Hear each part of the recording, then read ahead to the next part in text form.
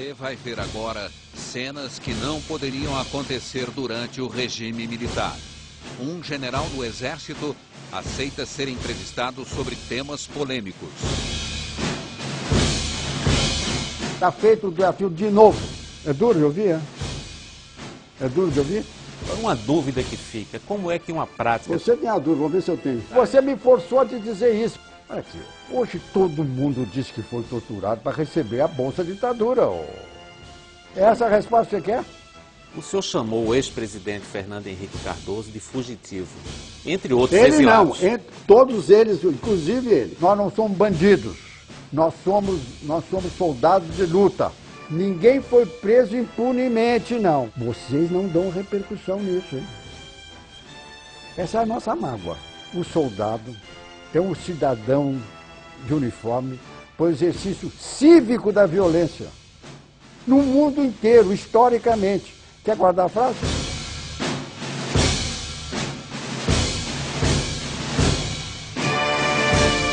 Leônidas Pires Gonçalves ocupou o posto de chefe do Estado-Maior do Primeiro Exército no Rio de Janeiro. Nesta função, cabia a ele dirigir o DOI-CODE, o temido Destacamento de Operações de Informações do Centro de Operações de Defesa Interna. Passou 2 anos e 10 meses na função a partir de março de 1974. Quando o regime militar acabou, ele virou ministro do Exército.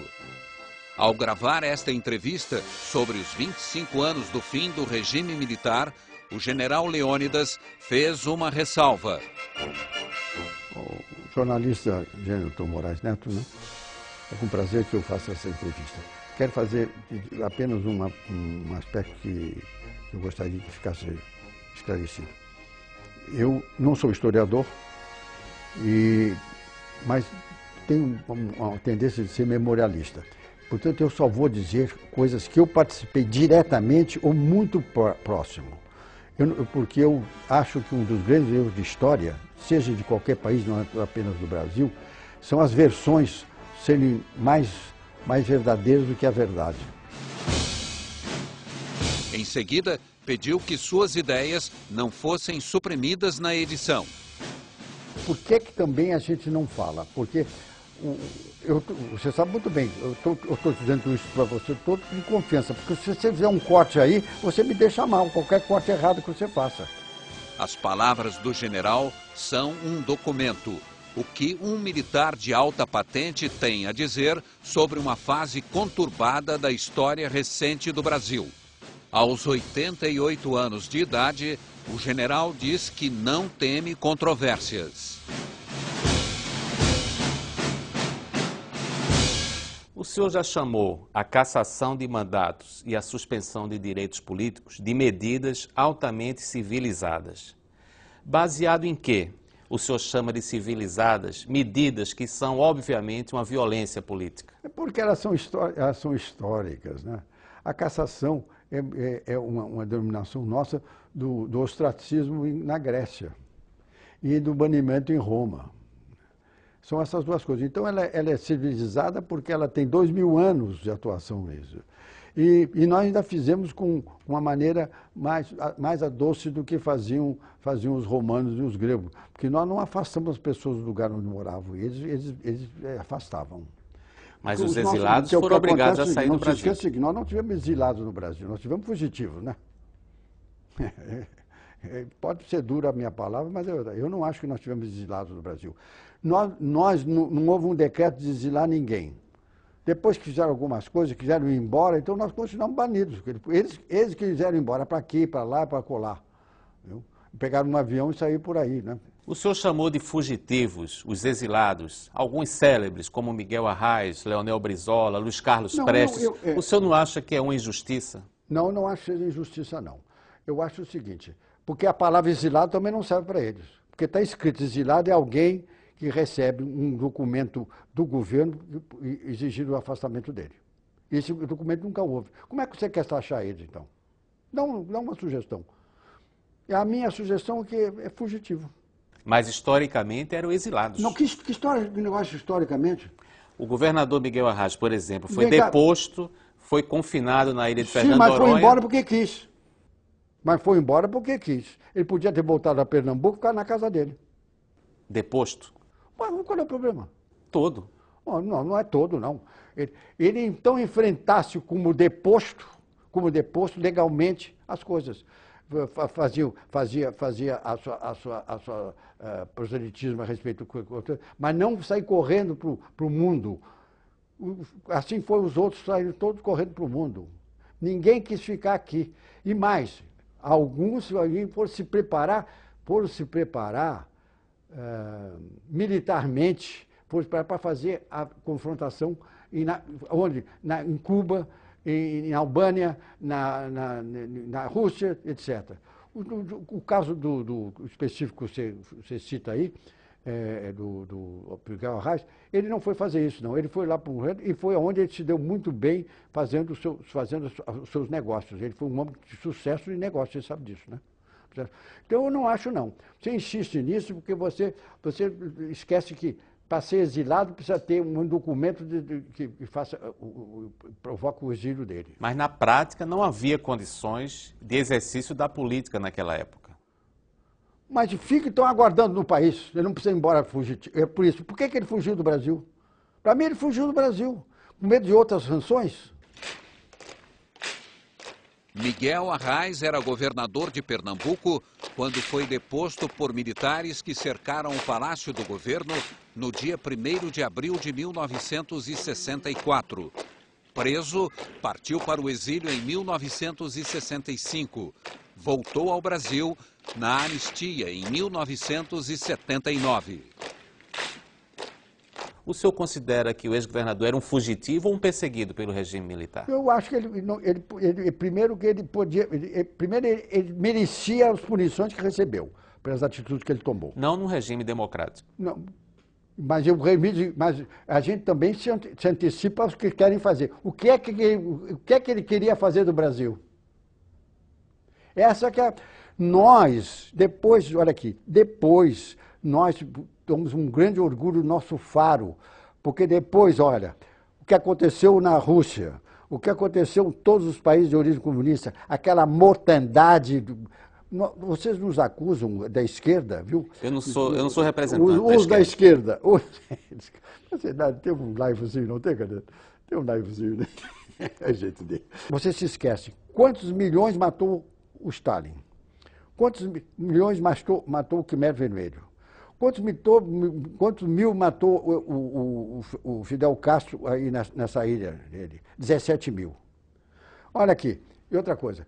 Que geralmente o exilado é um homem que sofre restrições, não sei o quê. Os homens que foram para o Chile, bem eu queria tirar o curso que eles tiraram lá, viu? São Fernando Henrique era professor universitário, com a vida muito bem organizada, viu? Vivia com maior naturalidade, sem nenhuma restrição financeira, por exemplo, o ex-presidente Fernando Henrique, só para dar um exemplo. Então, eu digo assim, exilado é uma coisa. Quem vai voluntariamente, que eu gosto de chamar de fugitivo, é outro. Não faça convicção. Essa tua convicção de exilado precisa acabar com isso. Porque para nós. Mas não é convicção minha, é um fato histórico. Pois é, não é um fato histórico, não, senhor. O fato histórico é que tivesse uma lei fazendo o exílio. Esse fato histórico foi forçado pela mídia para bater no mesmo tambor. Bam, bam, bam, bam, bam, bam, bam, bam. Não, mas se não eram exilados, por que o governo militar promulgou uma lei da anistia permitindo que eles voltassem?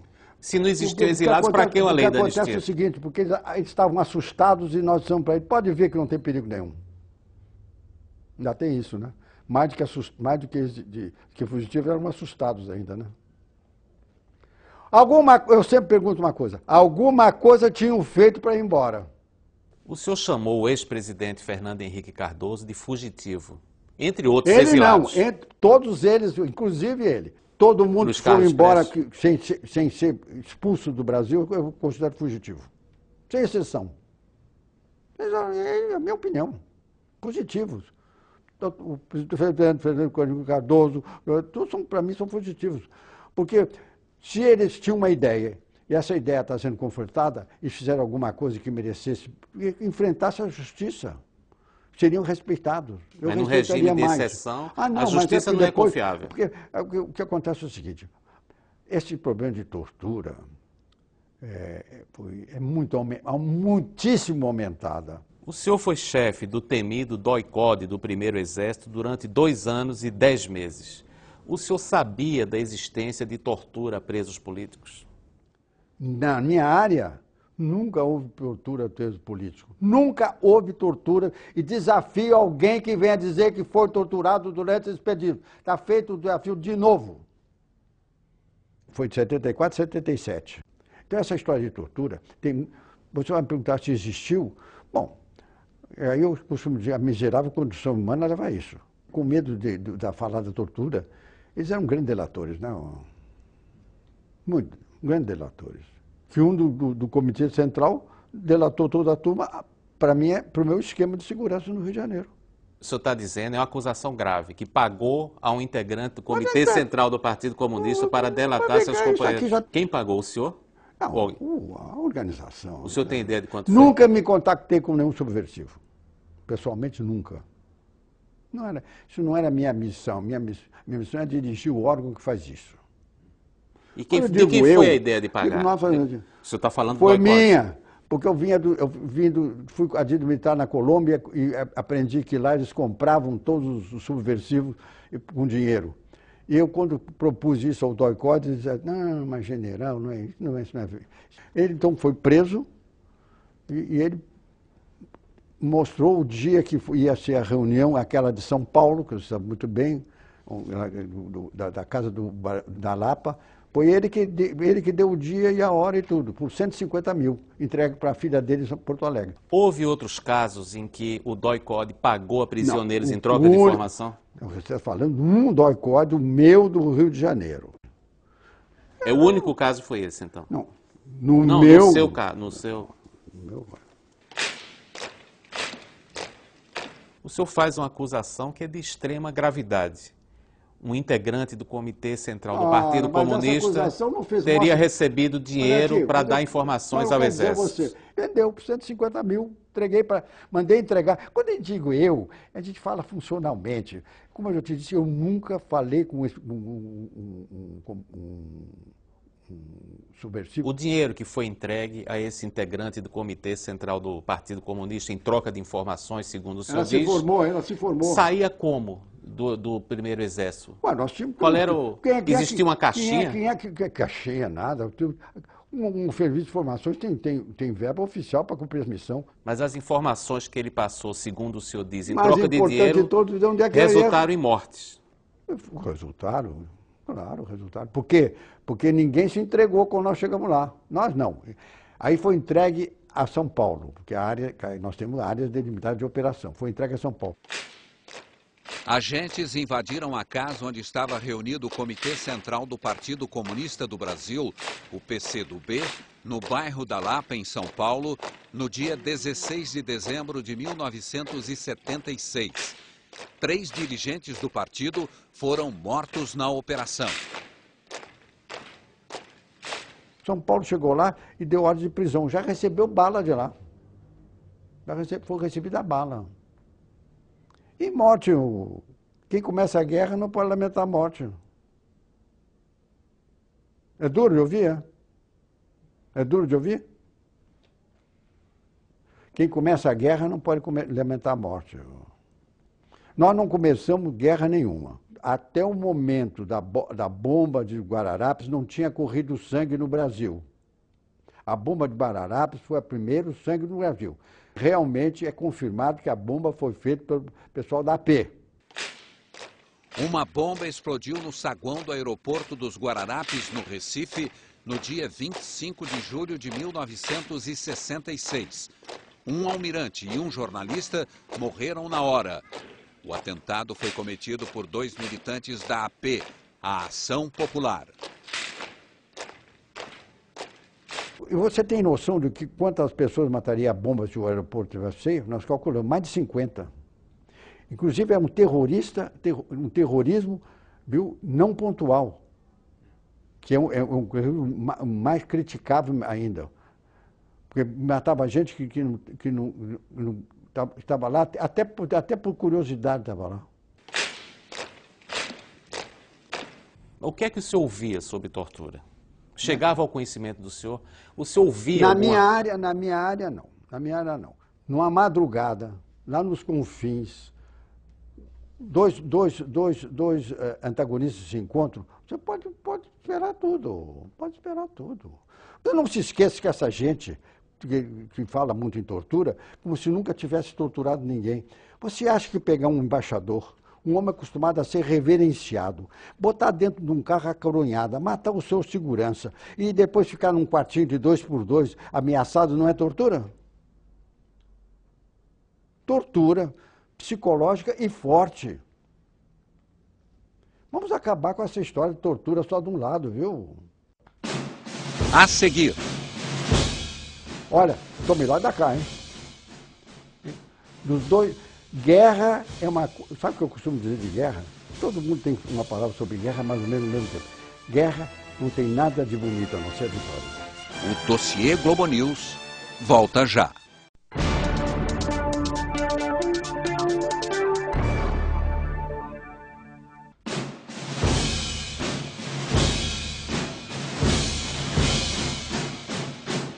Agora, uma discussão que vai durar anos. A tortura era feita com ou sem o conhecimento dos chefes militares? Não, isso nunca foi ordem, nunca foi norma de ação, nunca foi política dos chefes militares para torturar ninguém. Por que eu, por exemplo, o meu DOI-CODE era muito vigiado por mim? Porque o meu DOI-CODE era feito de exército, marinha, aeronáutica, política, bombeiro, civil, desenhista. Eu sei a formação do oficial da AMAN, mas não sei dos outros lugares, não. Então a gente tinha que policiar. Porque aí repito sempre, a miserável condição humana, condição humana leva a fazer as coisas mais criticáveis. Porque tem gente que gosta de torturar. Tem gente que gosta de torturar. Havia militares que gostavam de torturar. E civis também. E subversivos também. Agora, uma dúvida que fica, como é que uma prática... Você tem a dúvida, vamos ver se eu tenho. Como é que uma prática tão grave como a tortura ocorria em quartéis sem o conhecimento dos superiores? Não, esse problema de ouvir em quartéis, você tem que dizer o seguinte... Há relatos de prisioneiros. Quartéis, eu digo, porque na minha área não havia tortura em quartel nenhum. Eu não... Mas houve todo tortura, mundo fala por exemplo. na OBAN, fala não sei o quê. Muito bem.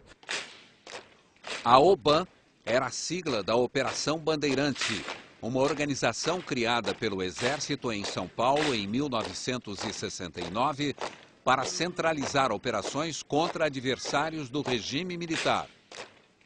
Eu digo o seguinte... Há dezenas de relatos. Até coisas pontuais, né? Coisas pontuais. Falo no Herzog, eu não tenho a menor dúvida que o Herzog é um suicida. Eu não tenho a menor dúvida. E não há a menor dúvida de que ele foi torturado também. Há relatos. O Herzog para quê? O Herzog não tinha significado nenhum. Vladimir Herzog foi torturado nas dependências do Exército em São Paulo. Isso é inegável. Bom, para mim, eu não posso te afirmar sim ou não, porque eu não vivi lá, não conheço, eu nunca fui da UBAN, não sei nada da UBAN. Nada da UBAN. Agora, essas coisas acontecem em Tramuros, você sabe disso, né? O jornalista Vladimir Herzog apresentou-se para depor no dia 25 de outubro de 1975 no 2º Exército em São Paulo, porque era suspeito de ligações com o Partido Comunista, que na época era ilegal. Cerca de 8 horas depois, estava morto. Eu não tenho dúvida que se o fato ficasse no ar. Mas houve um inquérito feito por um general da maior gabarito, um homem de uma moral impecável, feito de propósito, que fez os estudos tintim por tintim, e o resultado do inquérito foi: ele é suicida. Agora, por que eu acho que também que ele é suicida? Vou te explicar. Você não sabe o que é um subversivo preparado. Um subversivo preparado é um soldado guerrilheiro, viu? É um soldado guerrilheiro, que a gente respeitava.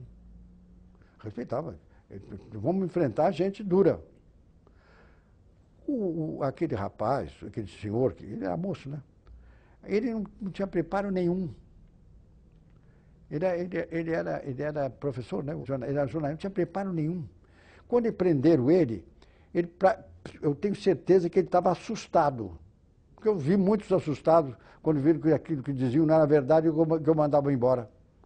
Ele assustado, pensando que ia ser supliciado, não sei o quê, porque a minha pergunta é assim, matar o Herzog para quê? Matar o Herzog, o enforcado, para quê? O Herzog não tinha significação maior, ele estava ali para dar informações. Ele fez porque ele realmente, na minha concepção, ele se apavorou das circunstâncias em que ele estava, e o homem, quando fica nesse tipo de pressão, ele faz qualquer coisa.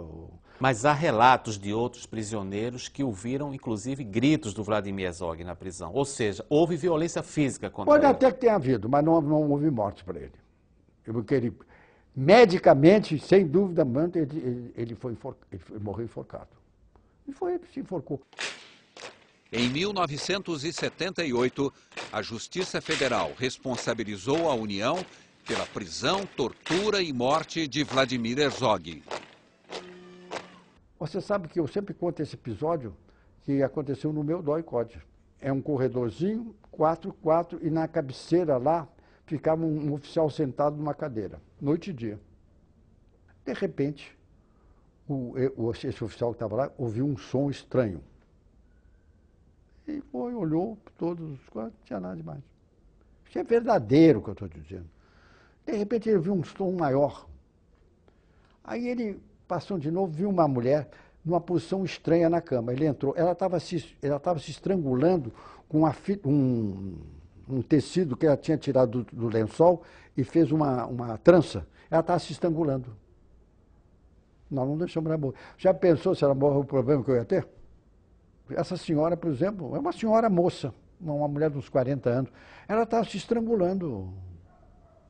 Foi salvo para o nosso sistema, porque nós tínhamos o exemplo do menino lá, o Herzog.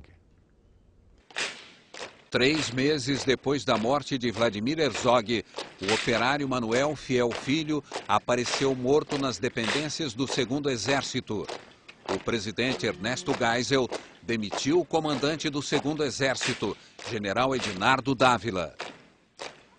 O presidente Geisel demitiu o comandante do 2º Exército porque havia torturas em São Paulo. Fez muito bem fazer. Mas o princípio do João Geisel é o princípio que nós nos orientávamos os chefes, né? Nós não admitimos tortura. Ninguém admitiu. Agora, a morte do jornalista Vladimir Herzog e do operário Manuel Fiel Filho provocou uma reação do próprio presidente da República. E nós também. Isso não é um indício de violência? A morte do Major Martínez, morto miseravelmente, a morte do Major Alemão, que era meu aluno na Escola Itamar, que recebeu inclusive um tiro na nuca, a morte do Major Chambres nos deixou muito, muito chocados. Olha, tome lá da cá, hein? Dos dois, guerra é uma coisa. Sabe o que eu costumo dizer de guerra? Todo mundo tem uma palavra sobre guerra mais ou menos no mesmo tempo. Guerra não tem nada de bonito a não ser a vitória.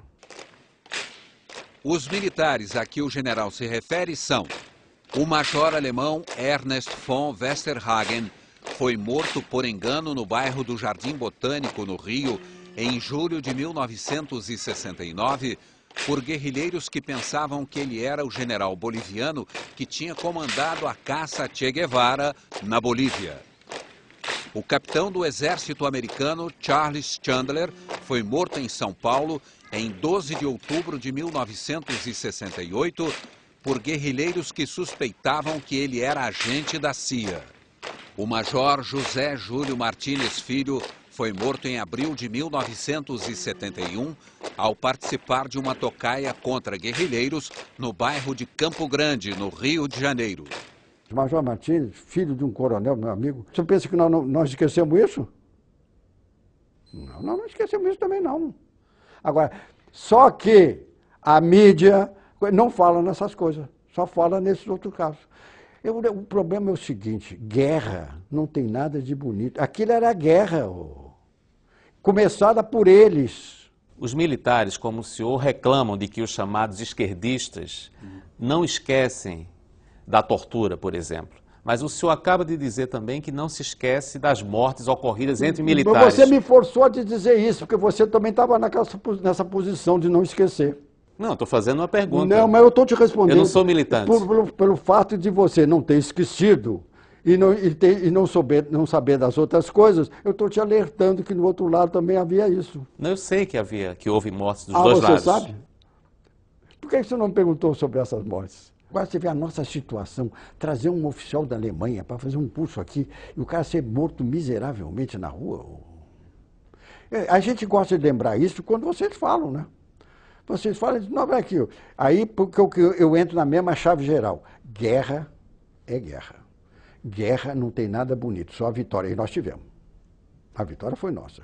Porque esse país caiu na democracia que nós queríamos. Os atuais homens que estão no poder deviam nos ajoelhar, nos agradecer de joelho ter feito a Revolução de 64. Porque o sistema, se nós tivéssemos um sistema de regime de governo comunista, concepção comunista é uma coisa, regime de governo comunista é outra. Todos eles já teriam morrido, porque a autofagia lá é reconhecida. Fizemos com muita dor para ambos os lados, com muita dor para ambos os lados, nós conseguimos chegar ao que chegamos hoje no Brasil, que o Brasil é uma democracia. Um pouco autoritária, mas é. Daqui a pouco. Teu pai foi preso? Teu pai foi preso? O dossiê Globo News volta já.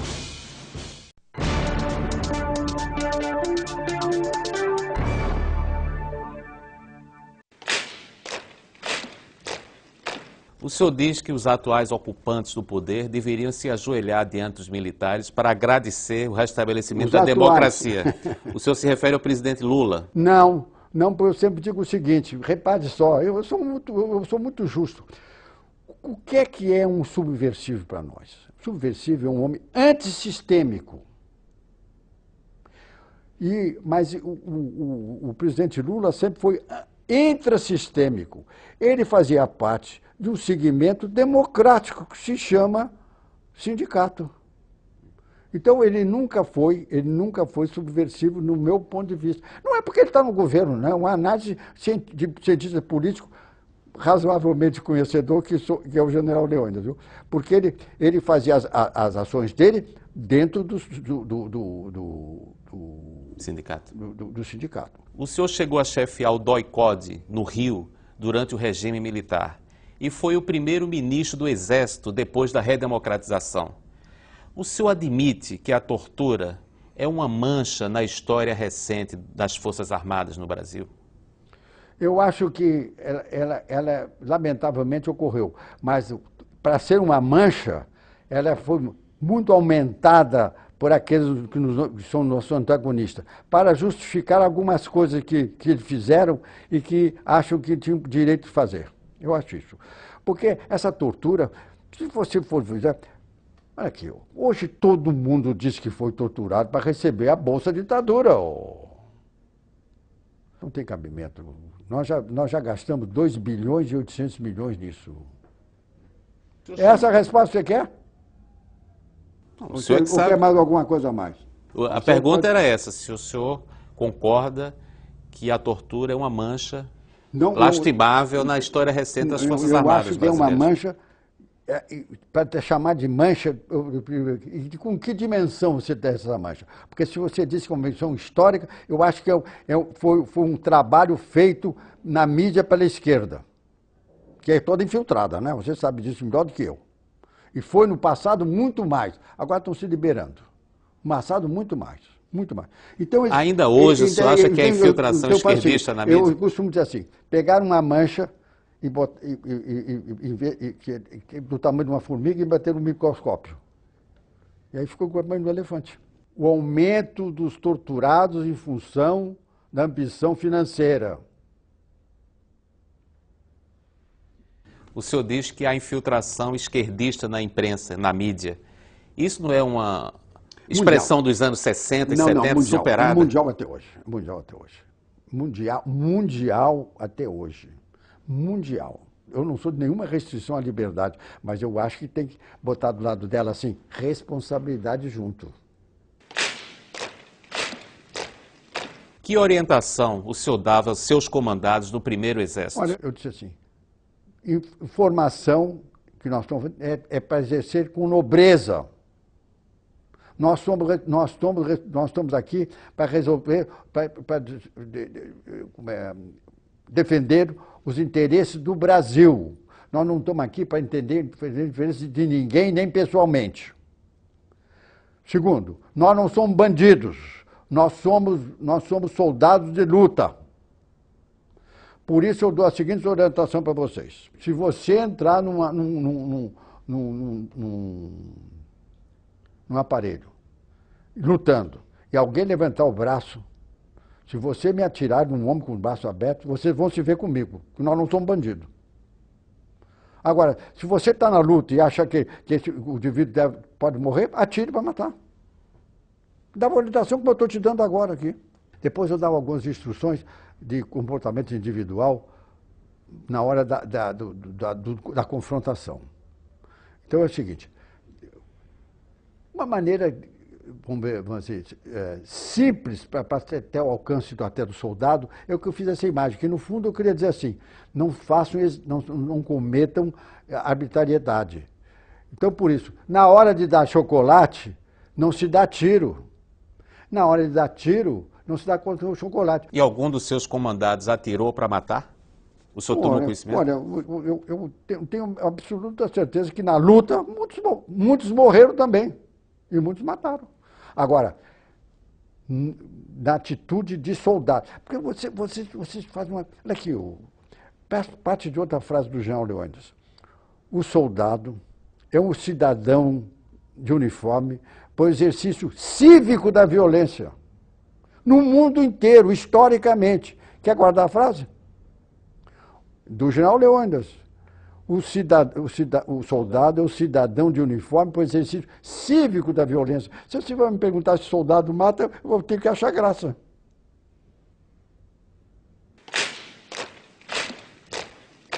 Nem faz tanto tempo, durante o regime militar, jornalistas fazerem perguntas a um general sobre tortura era uma situação inimaginável.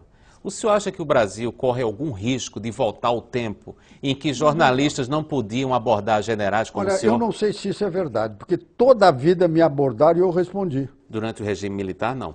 Completamente, qualquer oportunidade. A gente não tinha chance de se aproximar dos generais. Um oficial do Exército da ativa não discute política com jornalistas. Essa orientação é institucional hoje. Então você vê, você faz essa pergunta, para te responder, você tem que fazer uma abordagem política. E por isso que ele não te responde. Está bem explicado?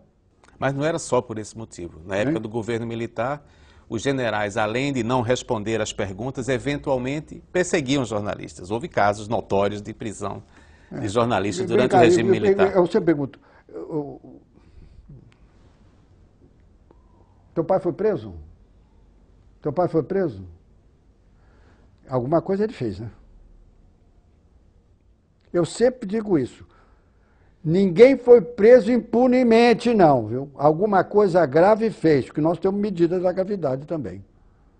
O nosso problema grande... O senhor acabou de dizer que o Vladimir Herzog não tinha tanta importância. Por que então ele foi preso? Qual foi a gravidade do crime de Vladimir Herzog? Estava sendo avaliado. Ninguém pode fazer, porque eu ouvi dizer... Prende para perguntar. Eu prendi muitas pessoas e eu ficava dentro da lei exatamente nas horas que podiam ser presos. E as perguntas típicas eram feitas. Não caracterizava, pode ir embora. O senhor acha razoável prender para perguntar? Eu acho muito razoável. Na época que estávamos vivendo. Nós estávamos vivendo na época que ações antissistêmicas eram vultosas. E todos os dias, onde se assassinava, onde se assaltava banco, onde se raptava embaixador. Está vendo como é que é? Está vendo como é o outro lado? Agora, vocês não dão repercussão nisso, hein? Essa é a nossa mágoa.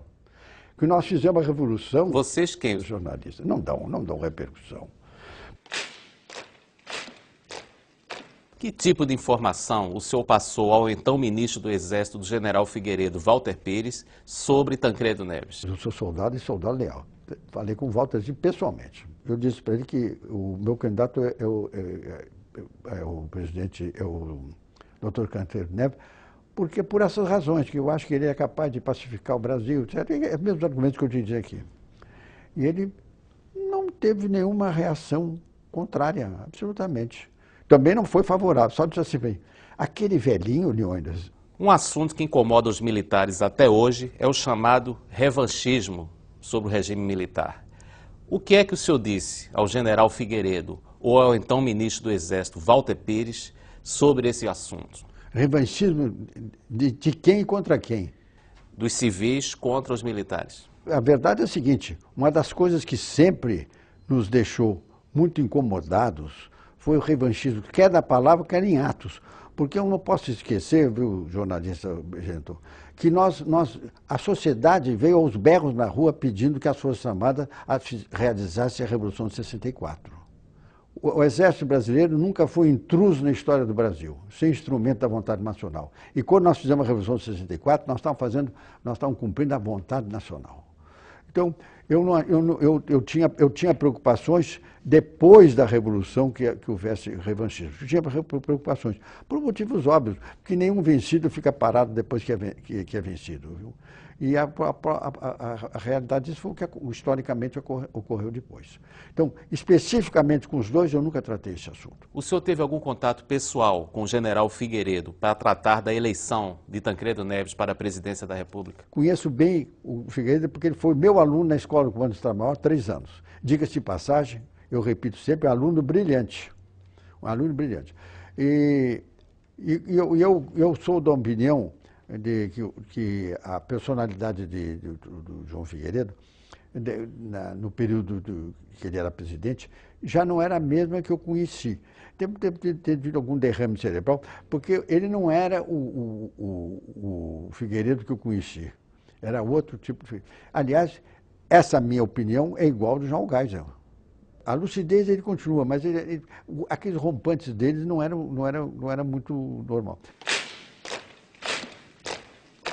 O senhor pode narrar com todos os detalhes o que aconteceu com o senhor na noite em que o presidente eleito Tancredo Neves foi internado no Hospital de Base de Brasília? Eu vou fazer a narrativa que eu acho que é verdadeira. Você diz, mas por que a sua é verdadeira? É porque eu estava em cena, né? Quem deu a notícia sobre a doença do presidente foi o general Ivan de Souza Mendes, que ocuparia o posto de chefe do Serviço Nacional de Informações. Toca o telefone e veio um amigo meu dizendo, general, o João Ivan está no telefone e quer falar com o senhor. Eu fui lá e fui atender o telefone. Ele disse assim, Leônidas, eu digo, o que é que aconteceu que eu já não estou gostando da tua voz? Exatamente isso, viu? Imagina você que o nosso presidente eleito está no hospital e está numa situação grave, não tem condições de assumir, e eu não estou gostando do que está acontecendo aqui. Palavras textuais dele, hein? Eu não estou gostando do que está acontecendo aqui. Eu digo, e onde é que está? No hospital central de base. Aí eu fui, peguei o carro para o hospital. Cheguei no hospital, obviamente eu procurei onde estava o presidente Tancredo. Aí me dei conta que eu não podia entrar lá, porque estava num problema de crise. Aí, numa sala ao lado, eu entrei, aí vi toda aquela pleiade dos grandes líderes brasileiros lá. Começando por os 2 homens que estavam no Congresso, o Fragelli e o Dr. Ulisses, que eu sempre chamei de Dr. Ulisses, né? O Sarney, o Antônio Carlos Magalhães, Dornelles, Marco Maciel, enfim, toda essa gente conhecida, que eu não vou me estender, para não quero esquecer ninguém. Estávamos no centro da sala, reunidos, como se fosse jogador de rugby. Aí eu fui pedindo licença, com licença, e cheguei até o fim, no centro do terremoto, viu? Aí fiquei ouvindo. Me dei conta que o assunto era o seguinte, quem é que ia assumir no outro dia? E fiquei escutando mais um pouco e cheguei à seguinte conclusão. Eles estavam num impasse. Agora, curiosamente, eu digo hoje, eu não senti ambição nem do Dr. Ulisses, nem do Sarney. Mas você sabe o que é a entourage de cada lado, né? Eu ouvi mais um pouco, aí eu disse assim, vamos, esse problema. esse problema pode virar um problema sério aqui. Aí ele disse, com licença, senhores. Isso mesmo que eu estou dizendo. Eu não sei qual é a dúvida dos senhores. Ficou todo mundo parado para me ouvir. De acordo com o artigo 76 e 77 da Constituição, quem assume é o vice-presidente da República. Você pode imaginar a surpresa de um general, é como diz o Ronaldo Costa Couto, né? Dando aula para constitucionalista, político, sobre um tema do momento. Você sabe qual foi a reação? Nenhuma. Então eu cheguei à conclusão que ele estava esperando que alguém com conhecimento e firmeza dissesse o que tinha que fazer. E a partir daí, de uma maneira ou outra, eu passei a comandar o espetáculo. Essa é a pura verdade. Frase que me atribui, por exemplo, eu não sou jurista, eu não sou, não, mas tinha conhecimento. E tinha mais que conhecimento, tinha poder. Que eu estava todo o exército brasileiro atrás de mim, que eu sabia. Porque eu estava preparado para isso.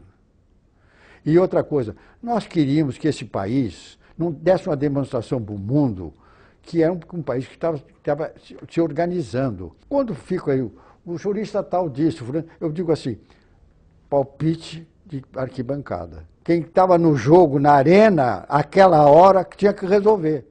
É como quem tem que fazer o gol. Não adianta a arquibancada berrar, passa para o fulano. Não. Então, quem estava na arena era eu. Então, o resto tudo é fantasia.